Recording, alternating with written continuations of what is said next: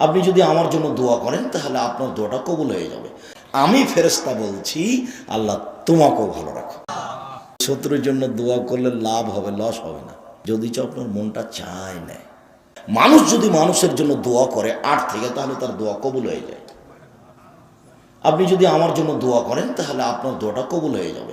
রাসূল সাল্লাল্লাহু আলাইহি সাল্লাম বলছেন, ইজা দা লিআখিহি বিখাইরিন, যখন কোনো মানুষ তার ভাইয়ের জন্য দোয়া করে, ওয়াইনদা রাসিল মালাকুল মুআক্কাল, তার মাথার পাশে একজন ফেরেশতা থাকেন, কুল্লামা দা লিআখিহি, যখনই তার ভাইয়ের জন্য দোয়া করে তখন ওই ফেরেশতা বলে আমিন, আল্লাহ তুমি এটা কবুল করো। তারপর আবার ফেরেশতা বলেন ওয়ালাকা বিমিসলিম, তুমি তার জন্য যেটা বললে তোমার জন্য সেটা, তুমি তার জন্য যেটা বললে তোমার জন্য সেটা, তুমি তার জন্য বললে আল্লাহ আব্দুর রাজ্জাক সাহেবকে ভালো রাখো, আমি ফেরেশতা বলছি আল্লাহ তোমাকেও ভালো রাখো।